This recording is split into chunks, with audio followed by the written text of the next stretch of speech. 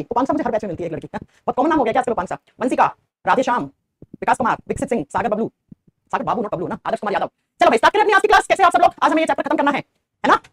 उम्मीद तो यही है कि चैप्टर खत्म कर डालेंगे हम आज। बाकी हम कल की क्लास में अपना बायोलॉजी का नया चैप्टर शुरू करेंगे, एनिमल किंगडम पढ़ेंगे पहले हम, है ना। चलो चलिए स्टार्ट करते हैं अपनी आज की क्लास। ऋतिक मैं ठीक हूं, आप बताओ आप कैसे हो? अंकित, प्रजापति, दीपक, राहुल, अमन, छोटू, नोनू, केशव, अब तो बहुत आगे, मनोज, श्रद्धा, रुचि, मंजीत, मनीष, सपना, अखिलेश कुमार, उमेश कुमार, दीपक कुमार, लालू यादव भी पढ़ रहे हैं क्या हमसे? हैं चलो हम क्या पढ़ रहे थे? हम एटॉमिक स्ट्रक्चर में परमाणु संरचना के अंदर हम आइसोटॉप्स के बारे में पढ़ रहे थे। आइसोटॉप्स को हिंदी में समस्थानिक कहते हैं। कल की क्लास में पढ़ाया था मैंने कि सेम एटम, सेम जो आपका एलिमेंट है या एटम बोलो, उसके हम आइसोटॉप्स बनाते हैं, हम समस्थानिक बनाते हैं। आइसोटॉप्स क्या होते हैं? सेम एलिमेंट के ऐसे एटम जिनका एटॉमिक नंबर तो सेम होता है लेकिन एटॉमिक मास अलग अलग होता है। परमाणु क्रमांक एक जैसा हो लेकिन परमाणु भार या परमाणु द्रव्यमान अलग होता है, उसे हम एटॉमिक, उसको हम आइसोटॉप्स कहते हैं, उसको हम समस्थानिक कहते हैं। जैसे हमने पढ़ा था बहुत सारे एलिमेंट्स के आइसोटॉप्स होते हैं लेकिन हाइड्रोजन इकलौता ऐसा एलिमेंट है, हाइड्रोजन इकलौता ऐसा तत्व है जिसके आइसोटॉप्स के नाम भी दिए गए हैं। वैसे आप पढ़ोगे आगे पोलोनियम के 27 से भी ज्यादा आइसोटॉप्स होते हैं लेकिन उनके नाम नहीं है, ठीक है। आपने कार्बन पढ़ा, कार्बन 12, कार्बन 14, वो भी कार्बन के आइसोटॉप्स हैं, लेकिन हाइड्रोजन इकलौता ऐसा एलिमेंट है, इकलौता ऐसा तत्व है जिसके आइसोटॉप्स समस्थानिकों के नाम भी हैं। क्या क्या नाम है? तो हाइड्रोजन का पहला आइसोटॉप जिसको हम 1H1 लिखते हैं उसको हम प्रोटियम कहते हैं। दूसरा आप बताओगे हाइड्रोजन का जो दूसरा आइसोटॉप होता है, दूसरा समस्थानिक होता है, उसका नाम होता है ड्यूटेरियम, उसको हम डिनोट करते हैं 1H2 या हम इसको डिनोट कर सकते हैं ऐसे 1D2, ऐसे भी लिखा जा सकता है। हाइड्रोजन का तीसरा जो आइसोटॉप होता है उसको हम 1H3 या हम इसको 1T3 ऐसे भी लिख सकते हैं। याद है ना आपको? कल की क्लास याद होनी चाहिए भाई, नहीं याद होगी तो आज की क्लास कैसे कर पाएंगे हम। और अब हमें इन हाइड्रोजन के जो तीन आइसोटॉप्स हैं इनमें इलेक्ट्रॉन, प्रोटॉन, न्यूट्रॉन, इनमें वैलेंस इलेक्ट्रॉन और इनका इलेक्ट्रॉनिक कॉन्फिगरेशन लिखना है बेटा,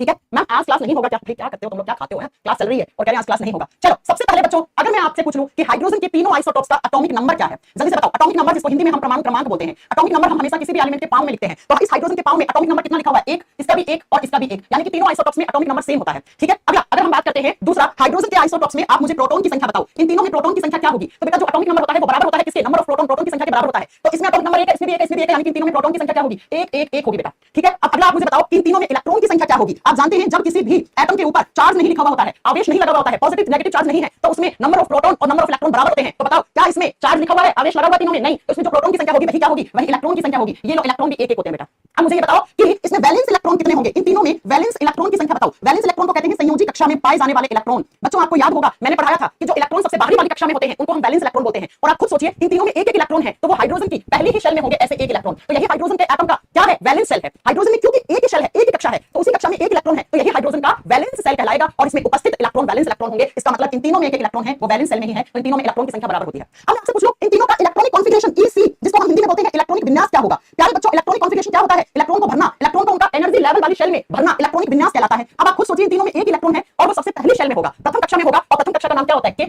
के में हाइड्रोजन का इलेक्ट्रॉन। अरे पढ़ाया था ना न्यूक्लियस, नाभिक के सबसे बाहर वाली कक्षा को के कहते हैं, तो के में इलेक्ट्रॉन है, तो बेटा इन सबका इलेक्ट्रॉनिक विन्यास के हो जाएगा। यानी इनका जो 1 1 इलेक्ट्रॉन है वो कौन सी शेल में है? वो के वाली कक्षा में है, वो के वाली कक्षा में है। अब आपको निकालने हैं इन तीनों में न्यूट्रॉन की संख्या। न्यूट्रॉन कैसे निकालते हैं? अरे पढ़ाया था ना इन तीनों में न्यूट्रॉन निकालो। आप न्यूट्रॉन निकालो बच्चों, मैंने कहा था जब हम न्यूट्रॉन निकालते हैं तो ऊपर वाले में से नीचे वाला वैल्यू घटा देते हैं, atomic mass minus atomic number कर देते हैं। परमाणु भार में से परमाणु क्रमांक को माइनस कर दो, न्यूट्रॉन की संख्या आ जाएगी। 1 में से 1 माइनस करोगे न्यूट्रॉन की संख्या 0 आएगी प्रोटियम में। यहाँ पे ड्यूटेरियम का एटॉमिक मास 2 होता है, एटॉमिक नंबर 1 है, 2 में से 1 माइनस करोगे तो न्यूट्रॉन की संख्या 1 आ जाएगी। यहाँ पे 3 है एटॉमिक मास, एटॉमिक नंबर 1 है, तो न्यूट्रॉन की संख्या 2 हो जाएगी। ये लो बच्चों ये अक्सर एग्जाम में आते हैं क्वेश्चंस, प्रोटियम में कितने इलेक्ट्रॉन है, ड्यूटेरियम में कितने हैं, ट्रिटियम में कितने हैं, प्रोटॉन कितने हैं, इलेक्ट्रॉन कितने हैं, न्यूट्रॉन कितने हैं। अब मुझे आप इस बोर्ड पे ये बताओ कि प्रोटियम, ड्यूटेरियम और ट्रिटियम तीनों में देखो एटॉमिक नंबर सेम है, प्रोटॉन की संख्या सेम है, इलेक्ट्रॉन की संख्या सेम है, वैलेंस इलेक्ट्रॉन की संख्या सेम है, इलेक्ट्रॉनिक कॉन्फिगरेशन सेम है। डिफरेंट क्या है? न्यूट्रॉन की संख्या अलग है। तो हम आइसोटॉप की एक परिभाषा और लिख सकते हैं। अरे हम आइसोटॉप की एक परिभाषा और लिख दें? हाँ जी मैम, सेम एटम के, सेम एलिमेंट के ऐसे एटम जिनमें प्रोटॉन की संख्या बराबर लेकिन न्यूट्रॉन की संख्या अलग अलग होती है उनको हम आइसोटॉप्स कहते हैं।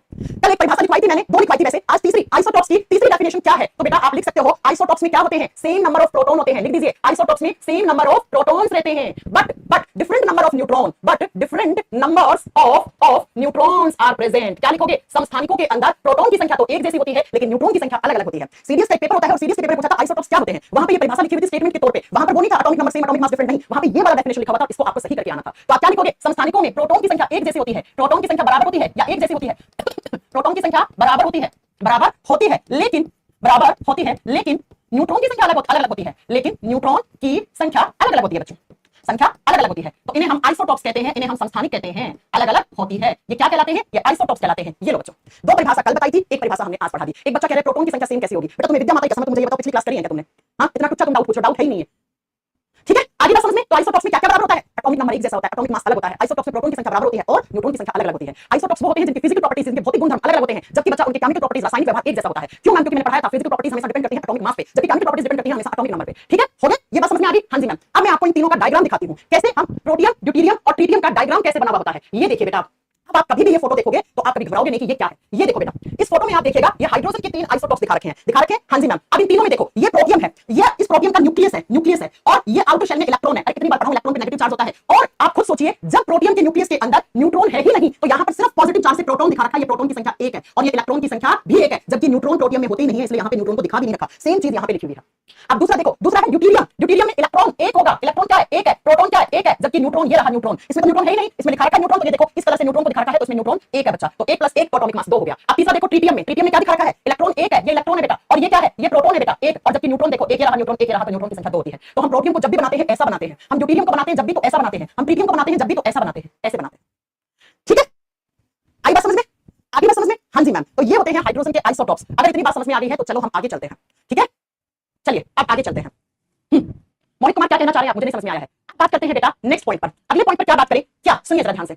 हाइड्रोजन का जो दूसरे वाला आइसोटॉप होता है, सुनिए जरा ध्यान से, 2 नंबर वाला जो आइसोटॉप होता है उसको हम ड्यूटेरियम कहते हैं। इसको हम ड्यूटेरियम कहते हैं। हाँ जी मैम। अब बच्चों मुझे एक बात बताओ, हम जब सिंपल हाइड्रोजन की रिएक्शन ऑक्सीजन से करते हैं, हम जब सिंपल हाइड्रोजन की रिएक्शन ऑक्सीजन से करवाते हैं तो क्या बनता है बेटा? नॉर्मल वाटर बनता है, H2O बनता है, साधारण जल बनता है, पानी बनता है। लेकिन बच्चों जब आप हाइड्रोजन के दूसरे आइसोटॉप जिसको आप 1D2 कहते हो, इसकी रिएक्शन पानी से करवाओगे, 1D2 की रिएक्शन आपने ऑक्सीजन से करवाई, तो यहां से आपको मिलता है D2O, और D2O को कहा जाता है हैवी वाटर, और हिंदी में लिखा जाता है इसको भारी जल। हैवी वाटर हिंदी में कहा जाता है इसको भारी जल। एग्जाम में कैसे क्वेश्चन आता है? हार्ड वाटर नहीं होता, हार्ड वाटर अलग चीज होती है।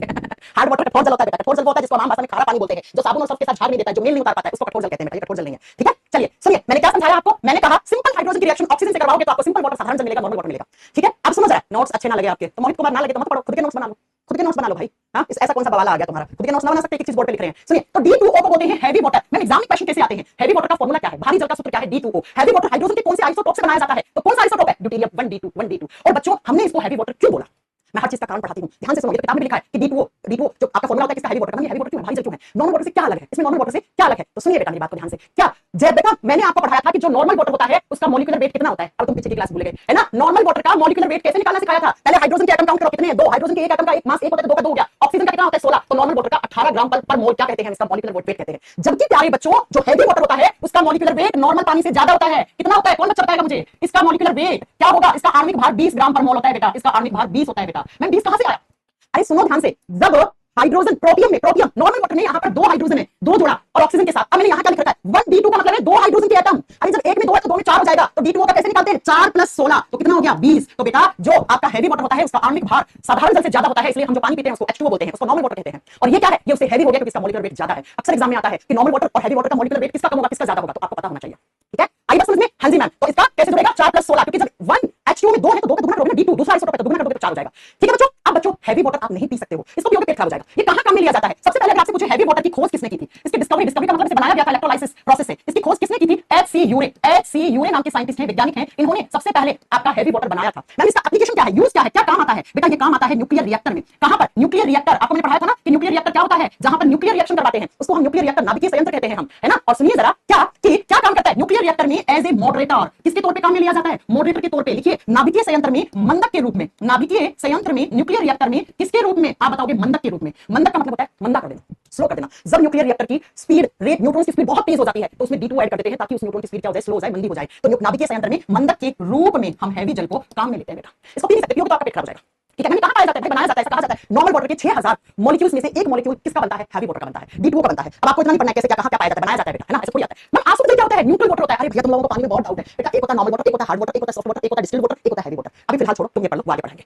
ठीक है, मुझे पता है सारे पानी पता है, मुझे मिनरल वाटर भी पता है मुझे, है ना? आई बात समझ में? तो ड्यूटेरियम के बारे में आपको इतनी बात याद रखनी है। अब हम बात करते हैं किसके बारे में? नेक्स्ट हम बात करते हैं हाइड्रोजन का जो तीसरा आइसोटॉप है। हाइड्रोजन के तीसरे आइसोटॉप को हम ट्रिटियम कहते हैं। कहते हैं ट्रिटियम? हाँ जी मैम, ट्रिटियम कहते हैं। और इसको लिखते कैसे हैं? या तो मैम आप लिखो 1H3 या आप इसको लिख दो मैम 1P3। P का मतलब ट्रिटियम। और बच्चों तीनों में से ये वाला जो हाइड्रोजन का आइसोटॉप है ये रेडियो एक्टिव आइसोटॉप है। इसको स्टार करो, कितनी बार एग्जाम में आता है क्वेश्चन कि हाइड्रोजन के समस्थानिकों में से कौन सा समस्थानिक है जो कौन सा आइसोटॉप है जो रेडियोधर्मी है? ये रेडियोधर्मी समस्थानिक है। अब बेटा रेडियोधर्मी समस्थानिक क्या होते हैं? मैं आपको आगे एक चैप्टर पढ़ाऊंगी रेडियो एक्टिविटी, तब आपको काम आएगा। सुना ना, cobalt 60, C12, C14, phosphorus 32, sodium 24। ऐसे ही एक बेटा क्या होता है आपका, आप बताओगे रेडियो एक्टिव आइसोटॉप होता है कौन सा? ट्रिटियम। तो अगर आपसे एग्जाम में क्वेश्चन पूछ ले हैवी वाटर हाइड्रोजन के कौन से आइसोटॉप से बनता है, तब आपका आंसर ये होगा, उसका फॉर्मूला ये होगा, उसका मॉलिक्यूलर वेट ये होगा, उसकी खोज किसने की, कहां काम आता है। लेकिन अगर आपसे पूछ ले हाइड्रोजन का कौन सा आइसोटॉप है जो रेडियो एक्टिव है, सिर्फ तीसरे वाला, और तीसरे का नाम क्या होता है? ट्रिटियम। ठीक है बच्चों, ओके चलो नेक्स्ट अगले क्वेश्चन पे चलते हैं। हमें तो एक ही पानी का पता है जो हम पीते हैं, कोई बात बात नहीं, मैं सारे पानी पढ़ाऊंगी आपको, इंतजार करो, सारे पानी पढ़ाऊंगी आपको, ठीक है। इतने सारे पानी के नाम बताएं, सारे पढ़ाएंगे। तो ये होते हैं बच्चों आइसोटोप्स, आइसोटोप्स। अब हम अगला लिखेंगे आइसोबार। आइसोटोप के जस्ट उल्टा कर दो, क्या बन जाता है, आइसोबार्स बन जाते हैं। मैम आइसोबार्स क्या होते हैं, हिंदी में बोलते हैं संभारिक, हिंदी में कहते हैं संभारिक। आइसोबार्स, आइसोबार्स आइसोटोप का जस्ट उल्टा होता है। क्या होगा, पहली बात तो मैंने अभी आपको पढ़ाया कि आइसोटोप सेम एलिमेंट के होते हैं, आइसोबार डिफरेंट एलिमेंट्स के होते हैं। तो लिखिए डिफरेंट एलिमेंट्स या डिफरेंट एटम्स, या आप पूरा लिखना चाहते हैं तो मेरे साथ लिखो atoms of different elements, atoms of different elements, elements having same atomic mass, same atomic mass, but different atomic number, are known as isobar, are known as isobar। लिखिए are known as isobar, लिखिए हिंदी में लिखो isobars, Hindi में लिखो विभिन्न तत्वों के परमाणु, विभिन्न तत्वों के परमाणु जिनका परमाणु क्रमांक एक जैसा हो, यानी एटॉमिक नंबर, परमाणु क्रमांक अलग अलग हो, आइसोबार लिखे ना, परमाणु क्रमांक अलग अलग हो, लेकिन उनका परमाणु भार एक जैसा हो, परमाणु भार बराबर हो या एक जैसा हो, संभारिक कहलाते हैं, एक जैसा हो, आइसोबार्स या संभारिक कहलाते हैं बच्चों। आइसोटोप का उल्टा कर दो। अब मैं आपसे एक क्वेश्चन पूछूं बेटा, आइसोटोप्स एक ही एटम के होते हैं, सुनो जैसे आप इस फोटो में समझो, ध्यान से समझना एक चीज को, ये वाली फोटो में ये यहां पे एलिमेंट तो एक ही है ना, तत्व तो एक ही है ना बेटा, देखो हाइड्रोजन तो एलिमेंट तो एक ही है ना, तत्व तो एक ही है ना, इसलिए मैंने कहा सेम एलिमेंट।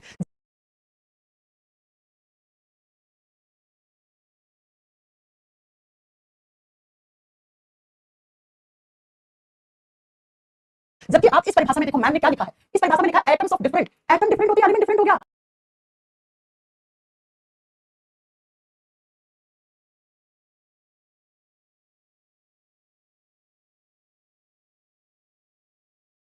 यहाँ पे एलिमेंट्स अलग अलग होंगे, जैसे फॉर एग्जांपल लिखो, अभी आपको अच्छे से समझ में आएगा, उदाहरण के तौर पे लिखो आप आर्गन, आर्गन का एटॉमिक नंबर 18 होता है, एटॉमिक मास 40 में भी वो एग्जिस्ट करता है। पोटेशियम का एटॉमिक नंबर 19 होता है, 40 में भी एग्जिस्ट करता है। कैल्शियम का एटॉमिक नंबर 20 होता है, एटॉमिक मास 40 होता है। अब मुझे ये बताओ एलिमेंट सेम है क्या, अरे यहाँ पे तत्व सेम है क्या, नहीं मैम, आर्गन अलग एलिमेंट है, पोटेशियम अलग है, कैल्शियम अलग है। अब इन तीनों का देखो एटॉमिक नंबर अलग अलग है, 18 19 20, जबकि इनका एटॉमिक मास देखो 40 40 40 सेम है। तो बेटा ये एक दूसरे के क्या कहलाते हैं, ये आइसोबार कहलाते हैं बेटा, आइसोबार कहलाते हैं।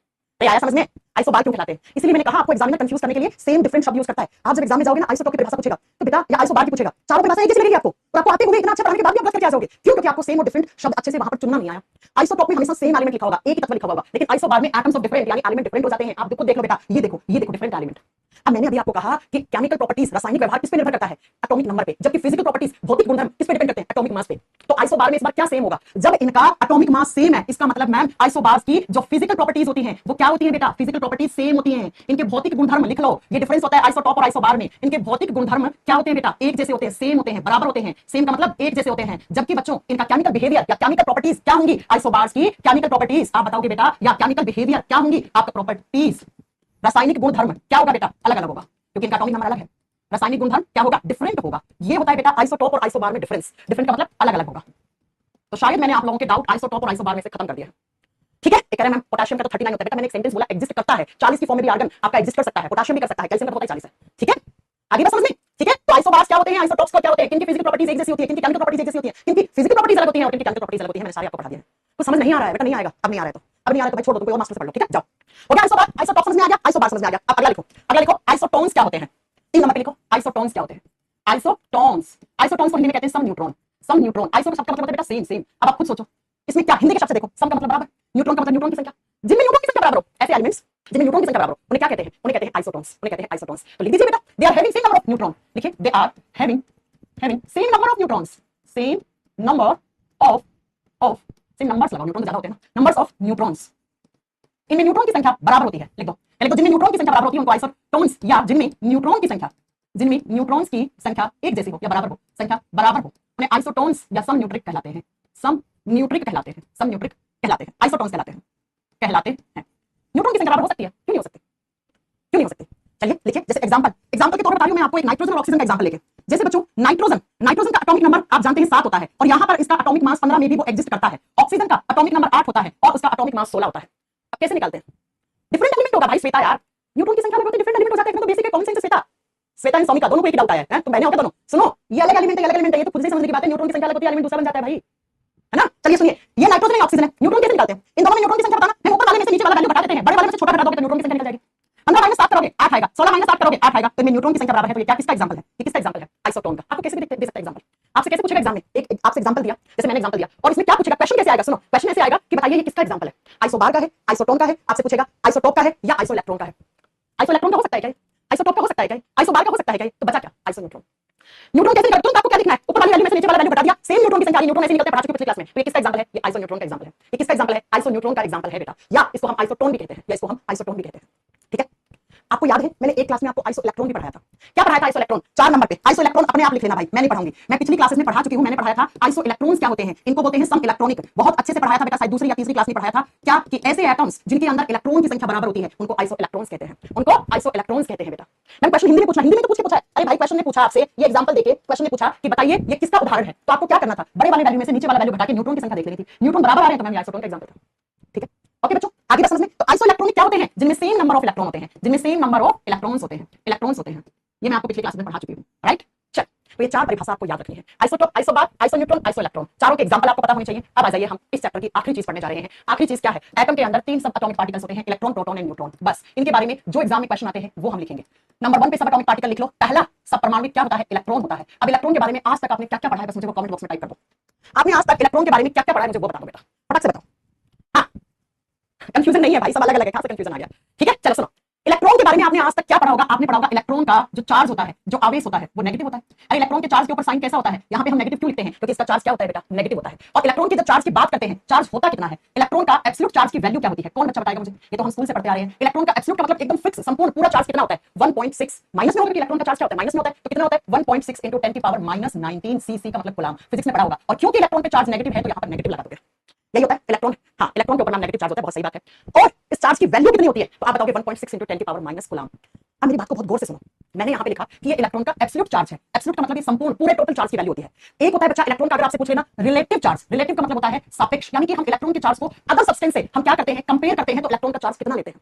बेटा ये चार्ज माइनस में है, 1.6 into 10 की पावर -19 कूलम, तो ये बताओ कि बहुत कम है, बहुत कम। और मैथ्स में सबसे कम क्या होता है, आप बोलोगे मैथ्स में सबसे कम 0 होता है, लेकिन केमिस्ट्री में सबसे कम 1 होता है। तो क्या मैं इसको 1 लिख दूं, हाँ, लेकिन ये एक माइनस का होगा या प्लस का होगा, मैं ये माइनस का होगा, क्योंकि इलेक्ट्रॉन के ऊपर चार्ज कैसा होता है, माइनस चार्ज होता है। इसलिए एग्जाम में जब आपसे पूछे ना कि इलेक्ट्रॉन का एब्सोल्यूट चार्ज की वैल्यू कितनी है, तब आप क्या करके आओगे बेटा, एब्सोल्यूट चार्ज है -1.6 into 10 की पावर 19 कूलम। लेकिन आपसे पूछे जब हम इलेक्ट्रॉन के चार्ज को किसी अदर सब्सटेंस से कंपेयर करते हैं, तो बेटा इलेक्ट्रॉन का चार्ज सबसे कम होता है, सबसे कम है, तो सबसे कम मैथ्स में 0 होता होगा, मुझे नहीं पता, लेकिन केमिस्ट्री में सबसे कम 1 लेते हैं, 0 कुछ नहीं होता केमिस्ट्री में। अब 1 से छोटा कुछ भी नहीं होता है, तो 1 माइनस का 1 होगा, क्योंकि इलेक्ट्रॉन पे कैसा चार्ज है, माइनस का चार्ज।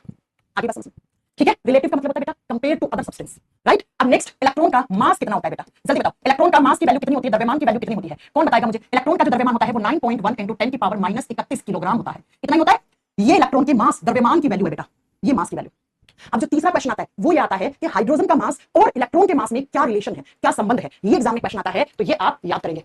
ठीक है, ये आप याद करेंगे, मैं स्टार बना के दिखा रही हूं। क्या एग्जाम में आता है कि मास ऑफ इलेक्ट्रॉन, एमई का मतलब मास ऑफ इलेक्ट्रॉन, वो क्या होता है, 1/में आप बताओगे 1837 मास ऑफ हाइड्रोजन का होता है। एम का मतलब मास, एच का मतलब हाइड्रोजन। ये बेटा आपको रिलेशन हमेशा याद रखना है, ये एग्जाम में आता है। एग्जामिनर पूछता है इलेक्ट्रॉन का मास हाइड्रोजन के मास में क्या रिलेशन है, तो आपको बताना है मास ऑफ इलेक्ट्रॉन बराबर होता है 1/1837 किसके, एम एच, यानी मास ऑफ हाइड्रोजन के बराबर होता है, मास ऑफ हाइड्रोजन के बराबर होता है। ठीक है, ये इलेक्ट्रॉन के बारे में आपको तीसरा पॉइंट नोट करना है। अब चौथा पॉइंट आपको लिखना है इलेक्ट्रॉन की डिस्कवरी किसने की थी, क्या करोगे बेटा, डिस्कवरी ऑफ इलेक्ट्रॉन, इलेक्ट्रॉन की खोज किसने की थी। अब ये तो बेटा बता दो, सभी लोग बताओ इलेक्ट्रॉन की खोज किसने की थी। इलेक्ट्रॉन की खोज जे जे थॉमसन ने की थी, हम स्कूल से पढ़ते आ रहे हैं, जी हाँ मैम, जे जे थॉमसन ने इलेक्ट्रॉन की डिस्कवरी की थी, जे जे थॉमसन ने इलेक्ट्रॉन की खोज की थी, है ना।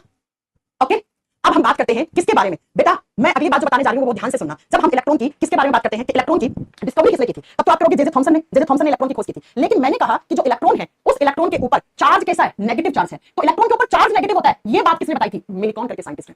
मैम पॉजिट्रॉन क्या होता है, रुक जाओ अभी पढ़ाएंगे। तो आपसे आपको क्या लिखना है, discovery of charge of electron, क्या लिखोगे, discovery of charge of electron, discovery of charge of electron. Charge जो है इलेक्ट्रॉन के ऊपर वो नेगेटिव है, इसकी खोज किसने की थी, तो लिखो इलेक्ट्रॉन के आवेश की खोज मिलिकॉन ने की थी, इलेक्ट्रॉन के आवेश की खोज किसने की थी, आप बताओगे बेटा, मिलिकॉन ने की थी। अब एक क्वेश्चन और बनता है कि मिलिकॉन ने कैसे खोज कर दी, तो बेटा मिलिकॉन ने ना क्या किया था, एक एक्सपेरिमेंट किया था जिसे ऑयल ड्रॉप एक्सपेरिमेंट कहते हैं, जिसे ऑयल ड्रॉप एक्सपेरिमेंट कहते हैं, आपके सिलेबस में नहीं है, बस आप ये याद कर लेना कि मिलिकॉन ने एक्सपेरिमेंट किया था ऑयल ड्रॉप एक्सपेरिमेंट। इससे बताया था कि इलेक्ट्रॉन के ऊपर जो चार्ज होता है वो क्या होता है बेटा, आप बताओगे नेगेटिव होता है। हिंदी में क्या लिखोगे, हिंदी में क्या लिखोगे, तो वो सुनो बेटा, हिंदी में लिखोगे तेल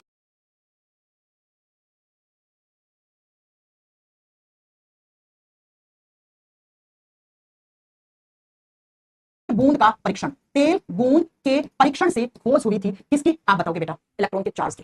ठीक है, इलेक्ट्रॉन के चार्ज की, बेटा वो 1837 लेते हैं केमिस्ट्री में, ब्रिजेश कुमार यादव। अब मैंने कहा इलेक्ट्रॉन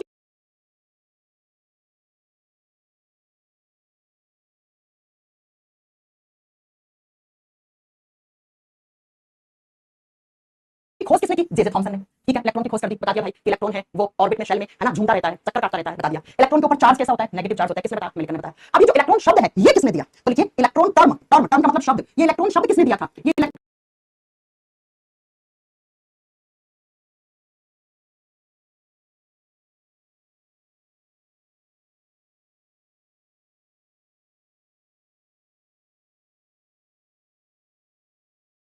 शब्द लिख लीजिएगा। इलेक्ट्रॉन शब्द की खोज किसने की थी, यानी किसके द्वारा दिया गया था? स्टोने, जी जे स्टोने, जॉर्ज जॉनसन स्टोने। आप तो सिर्फ लिख लो जी जे स्टोने। इन वैज्ञानिक ने इलेक्ट्रॉन का शब्द दिया था। इलेक्ट्रॉन नाम, जैसे आपका नाम होगा मुकेश रमेश, आपका नाम नहीं, जे थॉमसन ने शब्द नहीं दिया बेटा, कहां से पढ़ा आपने? नहीं,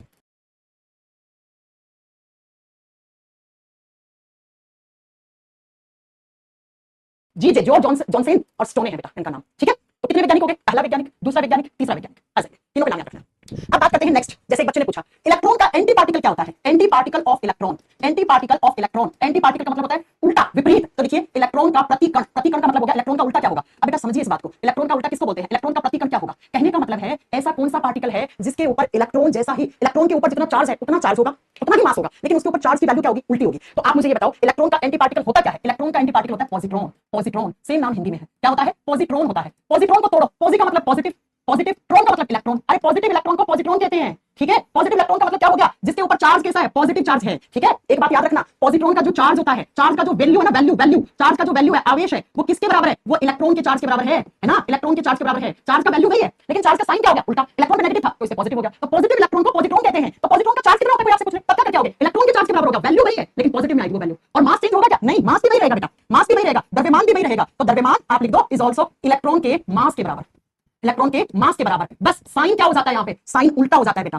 कैसे? साइन का मतलब होता है प्रतीक चिन्ह। आपका साइन नेगेटिव पॉजिटिव वाला, जब इलेक्ट्रॉन पे नेगेटिव है तो यहाँ पे कौन सा साइन आ जाएगा? पॉजिटिव। अब आपसे पूछे इलेक्ट्रॉन का विपरीत कण, प्रतिकण क्या होता है? आप कहोगे पॉजिट्रॉन। पॉजिट्रॉन का दूसरा नाम क्या होता है? Positive electron. आपसे पूछेगा कि पॉजिटिव इलेक्ट्रॉन के चार्ज की वैल्यू किसके बराबर होती है? इलेक्ट्रॉन, प्रोटॉन, न्यूट्रॉन किसके चार्ज? इलेक्ट्रॉन के चार्ज के बराबर। पॉजिटिव इलेक्ट्रॉन यानी पॉजिट्रॉन का मास कितना होता है? जितना इलेक्ट्रॉन का मास होता है, जितना इलेक्ट्रॉन का मास होता है। और इलेक्ट्रॉन का मास कितना होता है? हमने पढ़ा था 9.1 × 10⁻³ किलोग्राम। साइन क्या होगा? बस उल्टा हो जाएगा, रिवर्स हो जाएगा। तो पॉजिटिव इलेक्ट्रॉन को पॉजिट्रॉन कहते हो आप, बस इतनी बात आपको याद रखनी है। ठीक है, एक बच्चा कह रहा है मैम न्यूक्लियस की खोज किसने की थी? रदरफोर्ड ने। पिछली क्लास में लिखवा चुकी हूँ।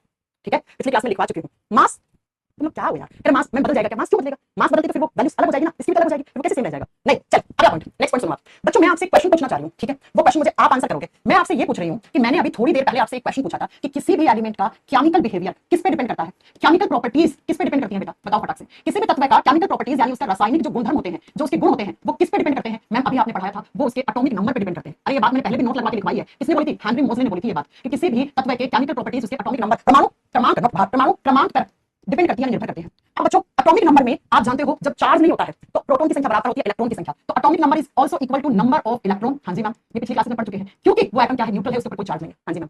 अब मैं आपसे एक क्वेश्चन पूछना चाह रही हूँ कि बेटा जब केमिस्ट्री में क्या बनते हैं? केमिकल रिएक्शंस होती हैं। केमिस्ट्री में केमिकल रिएक्शंस होती हैं, तो केमिकल रिएक्शंस में कौन से इलेक्ट्रॉन हिस्सा लेते हैं? मैं बस आपसे ये क्वेश्चन पूछ रही हूँ कि जब कभी भी केमिस्ट्री में रासायनिक अभिक्रिया होती है, बेटा रासायनिक अभिक्रिया कब होती है? जब कोई दो अलग अलग एलिमेंट क्या बनाते हैं? केमिकल बॉन्ड बनाते हैं। जब कोई दो अलग अलग तत्व केमिकल बॉन्ड बनाते हैं, केमिकल बॉन्ड को हिंदी में बोलते हैं रासायनिक बंध बनाते हैं, तो वहां पर केमिकल रिएक्शंस होती हैं। और एग्जाम में क्वेश्चन आता है कि रासायनिक बंध बनाने में कौन से इलेक्ट्रॉन हिस्सा लेते हैं? मैंने थोड़ी देर पहले पढ़ाई एक चीज कि जब भी केमिस्ट्री में दो अलग अलग एलिमेंट, मान लो ए नाम का एलिमेंट है, बी नाम का एलिमेंट है, ये दोनों बॉन्ड बनाना चाहेंगे, ये दोनों बॉन्ड बनाना चाहेंगे ना, तो इनके बीच में जो बॉन्ड बनेगा वो किससे? इलेक्ट्रॉन के आदान प्रदान से, इलेक्ट्रॉनों की इलेक्ट्रॉन लेने देने या इलेक्ट्रॉन की म्यूचुअलशिप यानी इलेक्ट्रॉन की साझेदारी से बॉन्ड बनते हैं। और तभी इन दोनों के बीच में रिएक्शन पॉसिबल है, तभी रासायनिक अभिक्रिया होगी। और बेटा केमिकल बॉन्ड बनाने में हमेशा हिस्सा लेते हैं वैलेंस इलेक्ट्रॉन। कौन हिस्सा लेते हैं? वैलेंस इलेक्ट्रॉन हिस्सा लेते हैं, संयोजी कक्षा के इलेक्ट्रॉन हिस्सा लेते हैं। अब संयोजी कक्षा क्या होती है? मेरे को बार-बार मत पूछो, मेरे से बार-बार मत पूछना, ठीक है? तो केमिकल रिएक्शंस या केमिकल प्रोसेस कब होती है केमिस्ट्री में? जब केमिकल बॉन्ड बनते हैं। और केमिकल बॉन्ड कब बनते हैं? जब दो अलग अलग तत्वों के वैलेंस इलेक्ट्रॉन आपस में एक दूसरे को देते हैं, लेते हैं या साझा करते हैं, तब केमिकल बॉन्ड बनते हैं, रासायनिक बंध बनते हैं।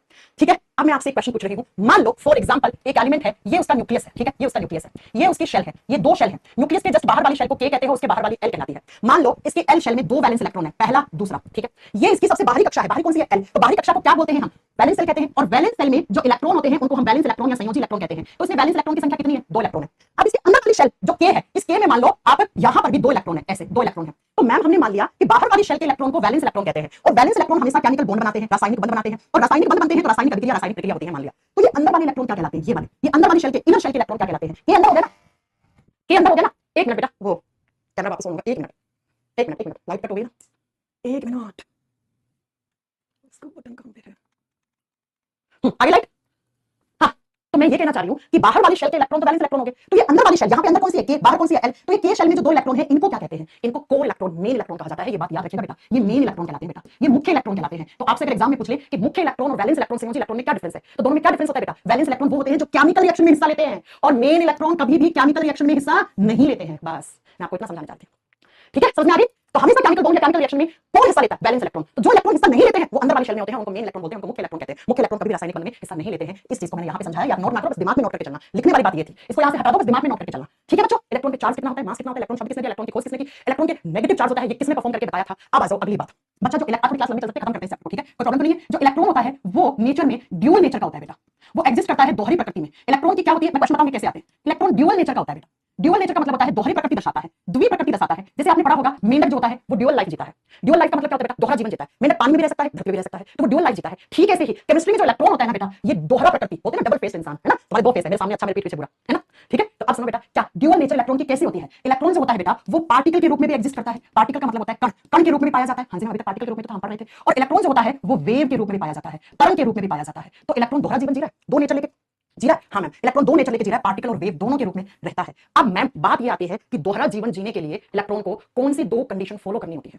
ध्यान से सुनिए बेटा, ड्यूअल नेचर उसी का हो सकता है जिसका मास बहुत कम होता है, कम का मतलब ना के बराबर, बहुत लेस मास में जिंदा है, जो बहुत ही कम मास में, जिसका द्रव्यमान बहुत कम हो, और दूसरा जिसकी वेलोसिटी जीरो ना हो, कुछ ना कुछ वेलोसिटी हो। वेलोसिटी होता है वेग, अभी वेग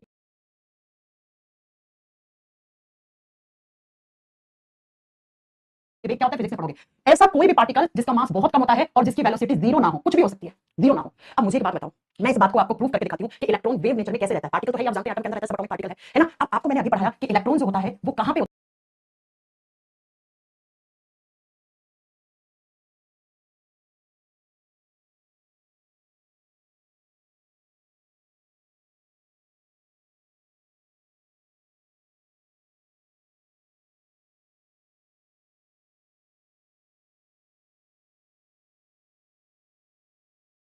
है बेटा। इलेक्ट्रॉन मैम नाभिक के चारों तरफ जो गोल गोल पाथ होते हैं, जो सर्कुलर पाथ होते हैं, उन सर्कुलर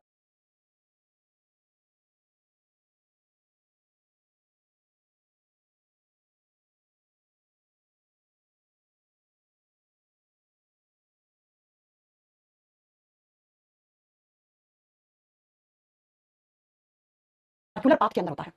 अब बेटा आप जानते हैं इलेक्ट्रॉन इन सर्कुलर पाथ में ऐसे झूम रहा होता है, ऐसे चक्कर काट रहा होता है, झूम रहा है। जब इलेक्ट्रॉन यहाँ चक्कर काट रहा है इन गोल गोल सर्कुलर पाथ पे, तो क्या इसकी वेलोसिटी जीरो है? अगर जीरो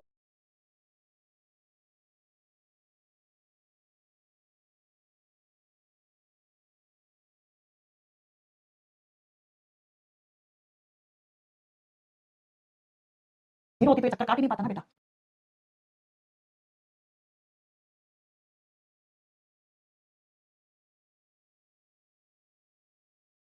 कुछ ना कुछ तो वेलोसिटी होगी। तो इलेक्ट्रॉन का मास बहुत कम है कि नहीं है? हाँ जी मैं बहुत कम है, ना के बराबर, ये भी लिखा है ना। और इलेक्ट्रॉन क्योंकि कक्षाओं में लगातार झूम रहा होता है इस तरीके से, चक्कर नहीं काटता, झूमता है। क्यों झूमता है इसका रीजन बताएंगे 5 मिनट के बाद। झूम रहा होता है तो क्या इसकी वेलोसिटी जीरो हो सकती है? नहीं। तो इलेक्ट्रॉन की वेलोसिटी कभी भी जीरो नहीं हो सकती है, क्योंकि वो लगातार चक्कर काट रहा होता है, झूम रहा होता है। तो प्यारे बच्चों, इलेक्ट्रॉन ड्यूअल नेचर शो करता है। मैम एग्जाम में कैसे क्वेश्चन आएगा, एटम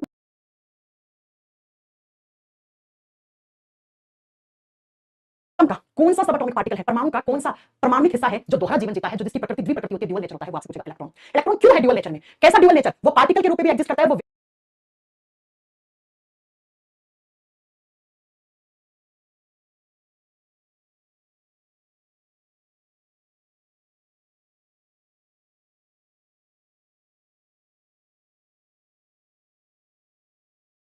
वेव के रूप में भी एग्जिस्ट कर सकता है। कण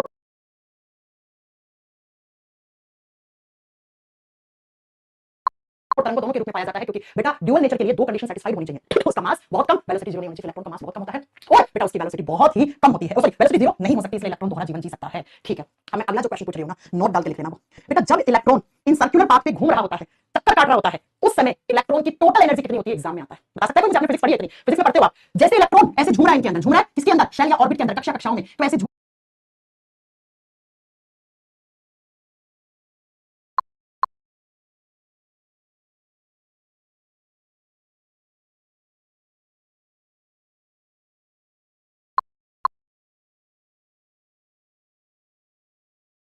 रहा है, तो इस इलेक्ट्रॉन की टोटल आपकी जो इलेक्ट्रॉन चक्कर काट रहा है, रिवॉल्विंग जो इलेक्ट्रॉन है, उसकी टोटल एनर्जी कितनी होती है? जीरो होती है, पॉजिटिव होती है, नेगेटिव होती है, न्यूट्रल होती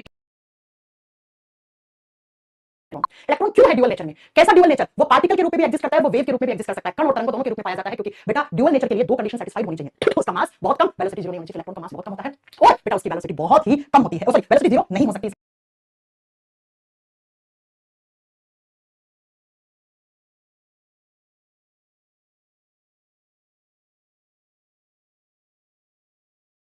इलेक्ट्रॉन दोहरा जीवन जी सकता है, ठीक है। अब मैं अगला जो क्वेश्चन पूछ रही हूँ ना, नोट डाल के लिख लेना वो। बेटा जब इलेक्ट्रॉन इन सर्कुलर पाथ पे घूम रहा होता है, चक्कर काट रहा होता है, उस समय इलेक्ट्रॉन की टोटल एनर्जी कितनी होती है? एग्जाम में आता है, बता सकता है कोई?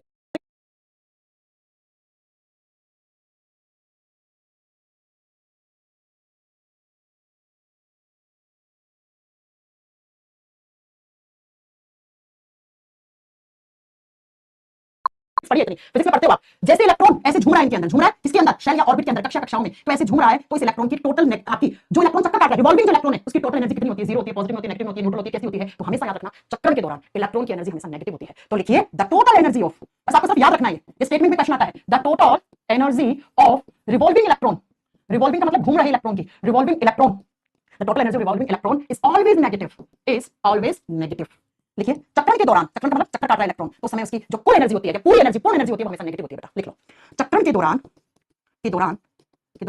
इलेक्ट्रॉन की कुल ऊर्जा हमेशा ऋणात्मक होती है, हमेशा शब्द लगाओ, हमेशा नेगेटिव होती है, यानी कि ऋणात्मक होती है, ऋणात्मक होती है बेटा, होती है, ये नोट डाल के लिखना बेटा, नेगेटिव होती है, ठीक है। लिख लिया? 5 मिनट की क्लास, प्रोटॉन न्यूट्रॉन का चार्ज वगैरह लिख लिया, उसके बाद खत्म आपका चैप्टर, खत्म।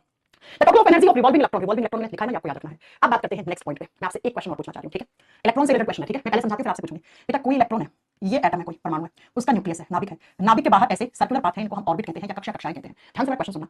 आपको मैंने पढ़ाया था सबसे कम एनर्जी लेवल कौन सी शेल का होता है? जो न्यूक्लियस के पास होता है, उसकी थोड़ी ज्यादा एल की, फिर एन की। मान लो कोई इलेक्ट्रॉन है, वो एल शेल में है, यहाँ पे एल में इलेक्ट्रॉन है ऐसे, ठीक है।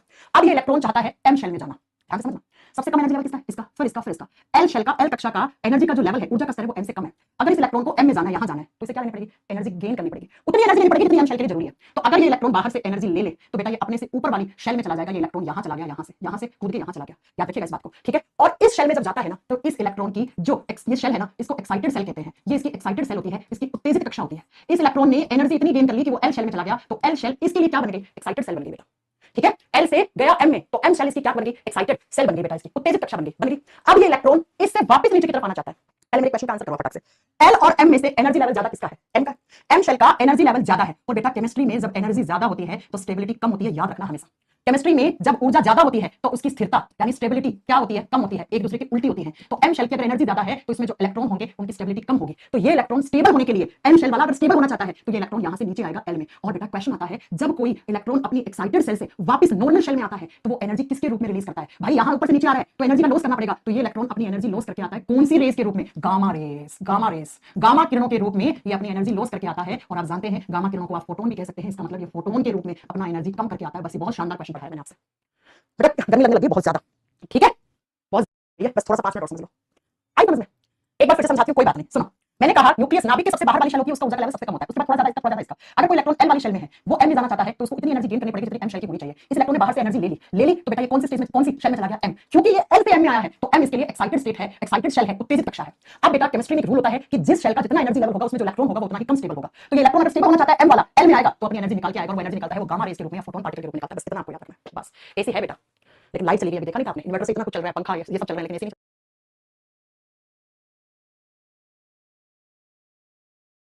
सकता है इन्वर्टर से, कितनी कुछ चीजें चलानी होती है, ठीक है बच्चों। तो ये इलेक्ट्रॉन आपको याद रखना था। आप फटाक से प्रोटॉन और न्यूट्रॉन लिख दो, उसके बाद खत्म।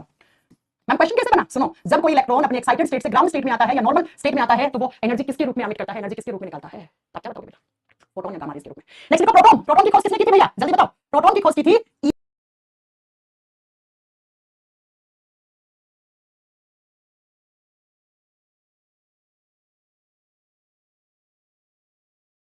गोल्डस्टीन ने, इसकी डिस्कवरी लिख लो, ई गोल्डस्टीन ने प्रोटॉन की डिस्कवरी की थी। जबकि बेटा बच्चों, प्रोटॉन नाम शब्द किसने दिया था? बताओ जरा। प्रोटॉन शब्द रदरफोर्ड ने दिया था। रदरफोर्ड ने बहुत काम किया है बेटा केमिस्ट्री में। अब जल्दी से बताओ, प्रोटॉन पे कैसा चार्ज होता है? Positive charge. प्रोटॉन पे कैसा चार्ज होता है? Positive charge. और प्रोटॉन के चार्ज की वैल्यू कितनी होती है? अगर हम प्रोटॉन के चार्ज की वैल्यू रिलेटिव लिखें, पहले एब्सोल्यूट लिखो। एब्सोल्यूट का मतलब होता है एकदम संपूर्ण, पूरा चार्ज। संपूर्ण का मतलब पूरा चार्ज कितना होता है? पॉजिटिव में होता है, ठीक है। इलेक्ट्रॉन के कितना चार्ज का वैल्यू होता है, लेकिन पॉजिटिव होता है, तो क्या लिखोगे? 1.6 × 10 की पावर -19 सी का मतलब कूलम।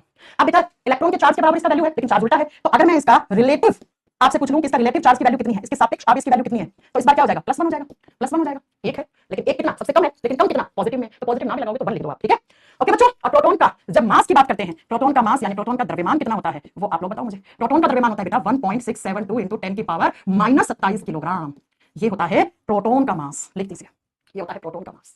हिंदी में रोशन कुमार कह रहे हैं मैम हिंदी में बोलिए, बेटा हिंदी में ही तो बोल रहे हैं। और एक बात याद रखना, मास ऑफ प्रोटॉन स्टार्ट करके लिखो, mass of proton is equal to, लगभग नॉट इक्वल टू, लगभग बराबर होता है मास ऑफ हाइड्रोजन के। ये लो इतनी बार एग्जाम में आता है, एटम के कौन से सब एटॉमिक पार्टिकल का वैल्यू उसका मास हाइड्रोजन के मास के लगभग बराबर होता है, तो लगभग बराबर किसके होता है, प्रोटॉन के। इलेक्ट्रॉन मत कर देना बेटा, इलेक्ट्रॉन करती गलत हो जाएगा, इलेक्ट्रॉन नहीं करना, इलेक्ट्रॉन करती गलत हो जाएगा।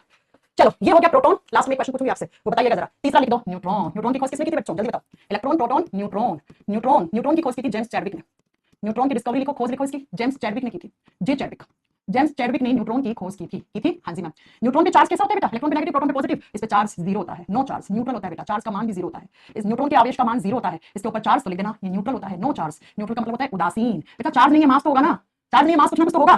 तो न्यूट्रॉन के मास की वैल्यू कितनी होती है, द्रव्यमान की वैल्यू कितनी होती है, तो लिखिए इसका मास होता है 1.674 इंटू 10 की पावर -27 किलोग्राम। कितना होता है बच्चों इसका मास, ये लो। अब मैं आपसे एक क्वेश्चन पूछ रही हूँ, सबसे ज्यादा मास किसका होता है, इलेक्ट्रॉन का, प्रोटॉन का, न्यूट्रॉन का। सबसे ज्यादा द्रव्यमान किसका होता है, इलेक्ट्रॉन, प्रोटॉन, न्यूट्रॉन। या मैं पूछूं सबसे कम मास किसका होता है, तो जल्दी से मुझे कमेंट बॉक्स में बता दो और मैं आपको लास्ट लाइन लिख दूं इस चैप्टर की, increasing order of mass, increasing order of mass, द्रव्यमान का बढ़ता हुआ क्रम। हाँ जी, सबसे कम किसका मास होता है, द्रव्यमान का बढ़ता हुआ क्रम। बेटा लाइट नहीं है पिछले 20 मिनट से, फिर भी पढ़ा रही हूं मैं क्योंकि मुझे आज एक चैप्टर फिनिश करना है। हाँ क्या होगा मास, पॉजिट्रॉन क्या होता है, अभी तो पढ़ा पॉजिट्रॉन क्या होता है। पॉजिटिव इलेक्ट्रॉन को पॉजिट्रॉन कहते हैं, जिसका मास और चार्ज का वही वैल्यू होगा, लेकिन चार्ज उल्टा होता है बेटा पॉजिटिव इलेक्ट्रॉन का, ठीक है। तो लिख दो जरा, सबसे कम यहां पर किसका होना चाहिए, मास ऑफ इलेक्ट्रॉन, फिर थोड़ा ज्यादा किसका होना चाहिए, मास ऑफ प्रोटॉन, और फिर सबसे ज्यादा मास ऑफ न्यूट्रॉन। ये लो, सबसे कम इलेक्ट्रॉन का होता है और सबसे ज्यादा किसका होता है बच्चों, न्यूट्रॉन का होता है। ये एग्जाम में क्वेश्चन, और इसी के साथ आपका ये चैप्टर फिनिश। ये लो मैंने फिनिश लिख दिया, बहुत बड़ा चैप्टर था, 5-6 क्लास लग गई पढ़ाने में, लेकिन बहुत कुछ सीखा आपने इस चैप्टर में। हाँ न्यूट्रॉन का मास सबसे ज्यादा होता है, इलेक्ट्रॉन का मास सबसे कम होता है, प्रोटॉन का इलेक्ट्रॉन से ज्यादा, न्यूट्रॉन से कम होता है। लो वैल्यू मैंने लिखा दी। मैंने प्लस 1 के लिखा, अरे मैंने कहा कि जब भी हम प्रोटॉन के चार्ज की वैल्यू को दूसरे सब्सटेंस से कंपेयर करते हैं तो वो बहुत कम होता है, और मैंने कहा केमिस्ट्री में सबसे कम क्या है, एक, लेकिन ये एक क्या होगा, पॉजिटिव का एक होगा, क्योंकि प्रोटॉन पे चार्ज पॉजिटिव होता है, इसलिए +1 लिखा है। ठीक है प्यारे बच्चों, आपका काम है इस चैप्टर के नोट्स बनाना।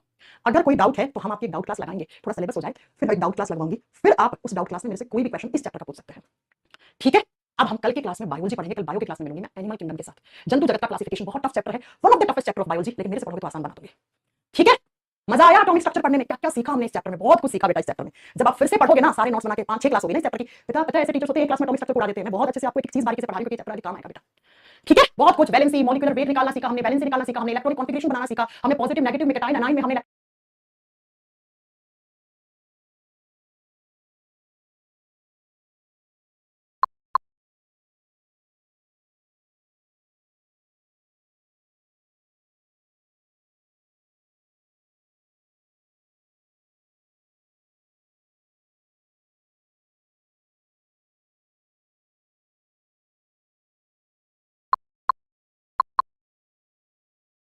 कॉन्फ़िगरेशन बनाना सीखा हमने, इलेक्ट्रॉन प्रोटॉन न्यूट्रॉन निकालना सीखा हमने, आइसोटोप आइसोबार आइसोटोन आइसोइलेक्ट्रॉन सब कुछ हमने सीखा इस चैप्टर के अंदर, है ना बच्चों।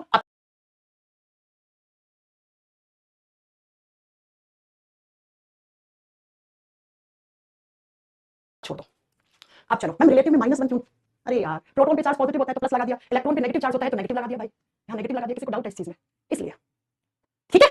चलो